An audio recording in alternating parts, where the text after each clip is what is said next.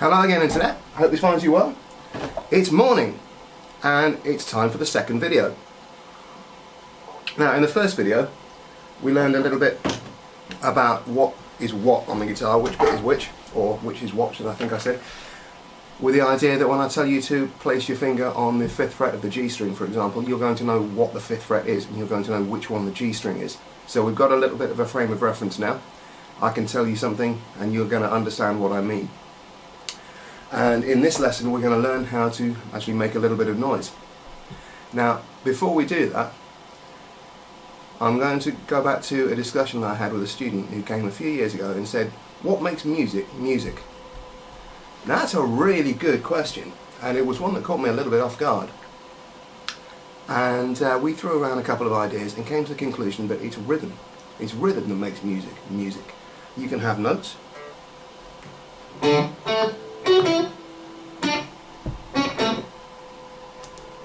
but you can have chords.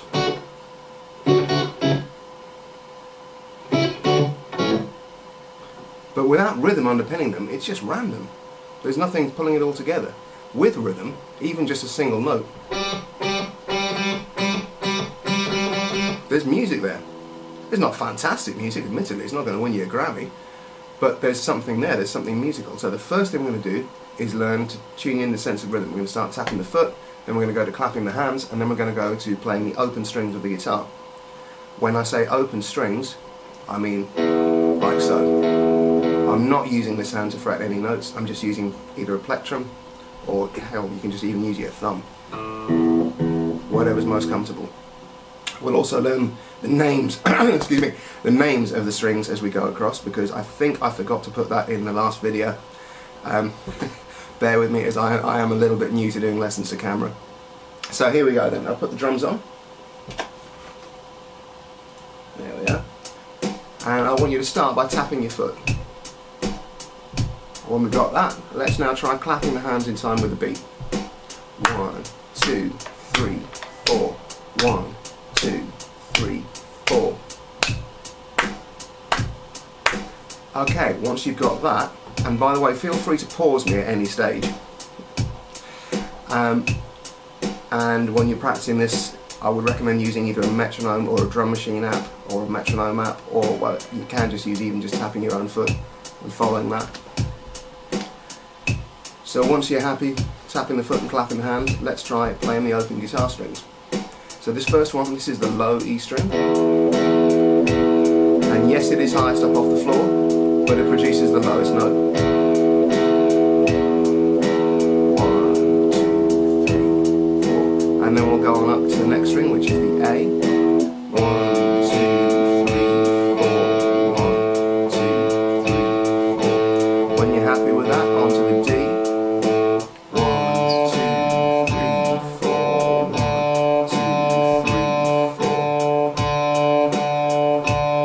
When you're happy with that, onto the G. 2, 3, 4. 1, 2, 3, 4. Then onto the B.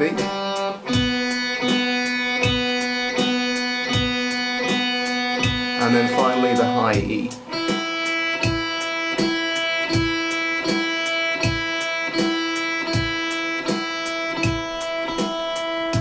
As I said, feel free to pause me if you want to practice them. I won't take it personally, it's fine. Now, once you're happy with that, it's time to start using this hand to fret some notes. So what I'm going to do is take my index finger, my first finger, and I'm going to place it here on the 1st fret of the guitar. Now, as you can see, if I go in closely, I'm not actually on the fret itself. I've placed my finger slightly behind it, and that lets me have a nice clear note. If I go on the fret, like so, it's a little bit muddy, it's a little bit rattly, it's a little bit flat sounding. So you want to be just close behind the fret. And then I'm going to do the same thing with my middle finger onto the 2nd fret. 3rd finger is going to take care of the 3rd fret, and little finger takes care of the 4th fret. Try that across the low E string to begin with. When you can do that confidently, with each note ringing out cleanly, then we'll move on to each string. It's really, really important right from the off. Don't try to rush. You're not looking for speed, you're looking for accuracy. If I could go back in time and din that into my teenage self, I would. I can't, so I'm going to have to settle for dinning it into you guys. Speed comes from accuracy. If you chase speed at the expense of accuracy, you're always going to sound a little bit... there's a lot of adjectives I could use, but there's going to be kids watching this, so I won't. You're never going to sound great, put it that way. Anyway, once you can do it cleanly and confidently on the E string, try it on the next string down, that's the A. And then the D. And then the G. And then the B. And then finally onto the high E. And I've just remembered, I've entirely neglected to tell you my way of remembering the strings. E, A, D, G, B, E. Eddie ate dynamite, goodbye Eddie. So there we go, Eddie ate dynamite, goodbye Eddie. That's how you can remember the strings. And that's also how you can tell I'm a novice at doing lessons to camera. But we'll get there. You're a novice at playing the guitar, I'm a novice YouTuber. Okay, next thing we're going to try is altering the order of those fingers. Going 1, 3, 2, 4. Sorry, no we're not. Next thing we're going to do is play our original exercise backwards. We're going to go 4, 3, 2, 1.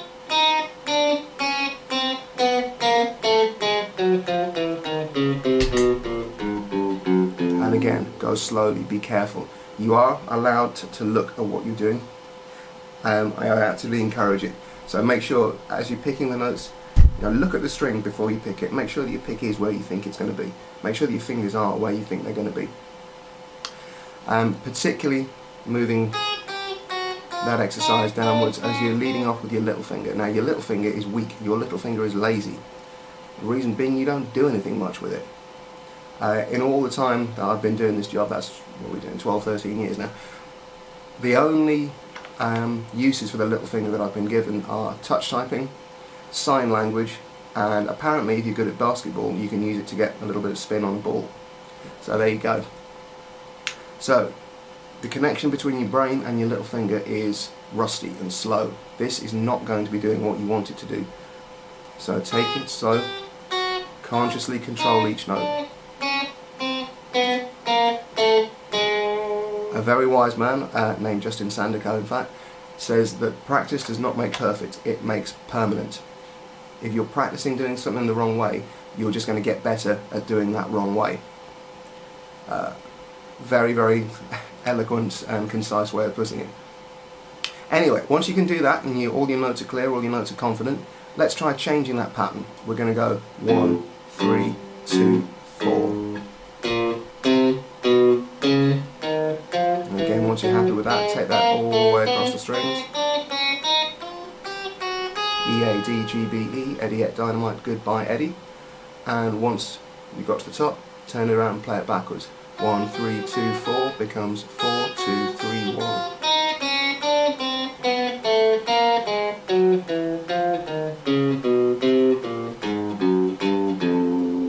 Pause me if you need to. I'm not going to take it personally. It's really important just to take these slowly and control those fingers. One last pattern. We're going to go 1, 4, 2, 3.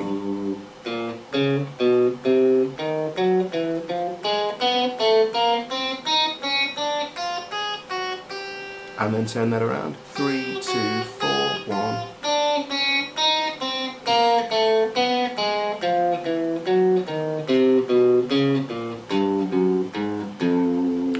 Now, once you're happy with fretting notes, we're going to try and combine the ideas of rhythm and fretting notes.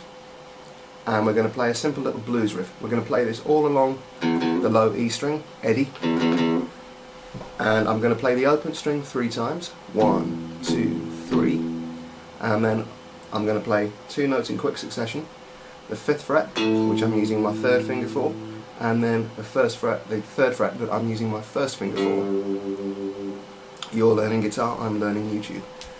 So I'm going to play 3 beats on the open string, and then I'm going to combine these 2 fretted notes onto beat 4. 1, 2, 3, 4, and 1, 2, 3, 4, and 1, 2,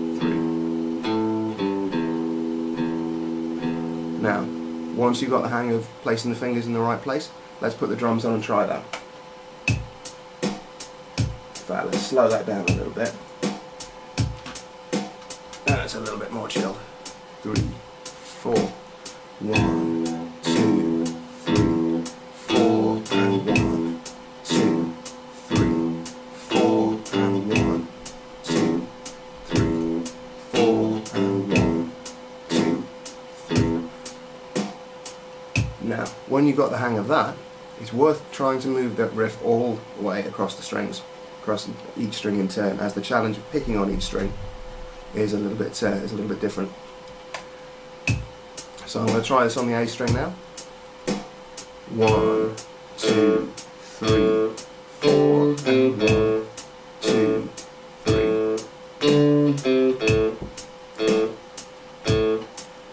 Then the D.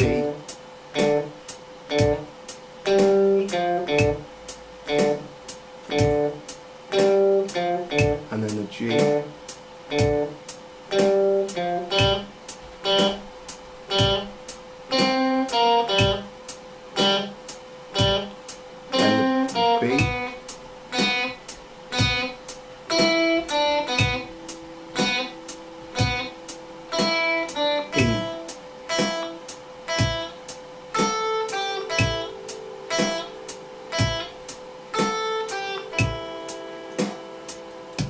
And as always, pause me and give yourself time to practice that.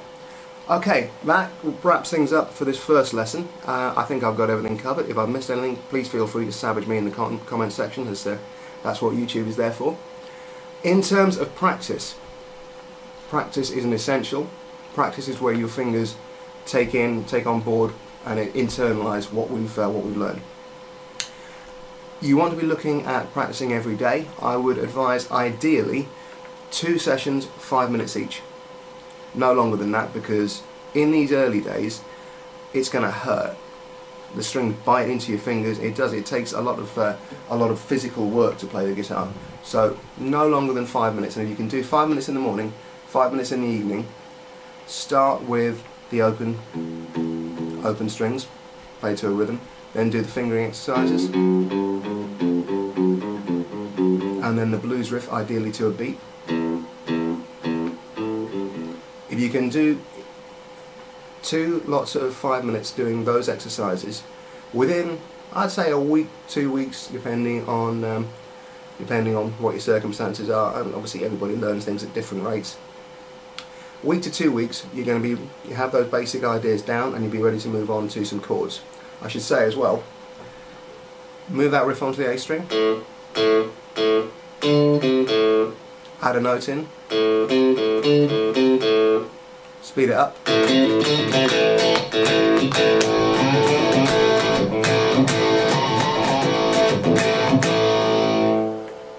so there you are closer to playing a lot of these classic rock riffs than you might think. Anyway, that wraps things up for today. I hope you've enjoyed it. I hope it's useful. And yeah, if you like what I'm doing, click like. If you don't like, well, I'll leave that to you. Please like, please subscribe, and I'll see you again soon. Thanks.